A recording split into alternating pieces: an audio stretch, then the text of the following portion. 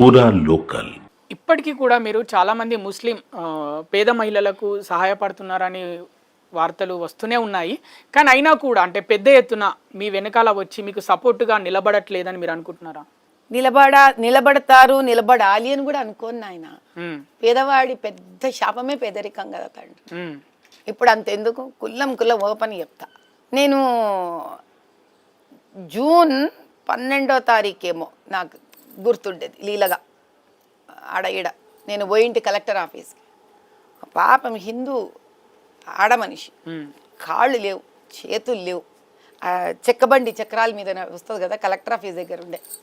నా బతిమలాడే, అమ్మా నేను 4 నెలల సంధి తిరుగుతున్నా తల్లి, నాకు వీళ్ళు వీల్ చైర్ ఇస్తలేరమ్మా అంటే, నేను పెద్ద పెద్ద సమస్యలకి దిక్కు దివాణా లేదే తల్లి, వాళ్ళ చుట్టూ నేను దానికే తిరుగుతున్నాను, ఈ చిన్న వీల్ చైర్ కోసం ఎందుకు, నేను నా దగ్గర డబ్బులతోటే నీకు కొనిస్తా పో అన్న. ఆమె కోసం నేను నీట్గా అన్నీ చేపించి రెడీ పెట్టినా, ఫోన్ నంబర్ లేదు, తీసుకున్నా స్విచ్డ్ ఆఫ్, మనిషి లేదు, అత్తా పత్తా లేదు. వీళ్ళు ఏమన్నా చేసిండ్రా నన్ను అడిగినందుకనే భయం స్టార్ట్ అయింది నాకు నిన్నటి నుంచి. అంటే ఎవరు చేసిరా అని అనుకో, ఎట్లా తెలుస్తుందయా? కలెక్టర్ అంతవరకు కలెక్టర్ ఆఫీస్ పాపం ఆడ కూతురు తిరిగే నీకు 4 నెలల నుంచి 4 నెలల నుంచి బతుకుంది కదా.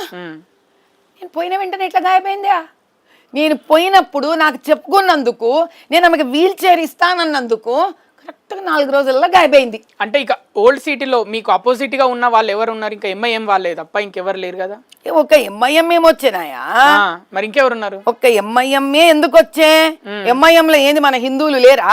అంటే వాళ్ళు కూడా మీకు అగెనిస్ట్ గా?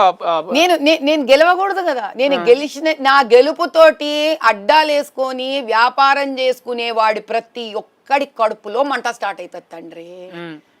ఇది హిందూకా ముస్లింకా సంబంధించింది కాదు. ఇది అన్యాయంగా న్యాయంగా బతికే వాడిని చంపి వాడి భుజాల మీద, వాడి బొందల గడ్డల మీద, వాడి చేతగానితనం మీద, వాడి నిస్సహాయ స్థితి మీద ఇండ్లు కట్టుకొని వంతెనలు కట్టుకునే ప్రతి ఒక్కడితోనూ నా పోరాటం.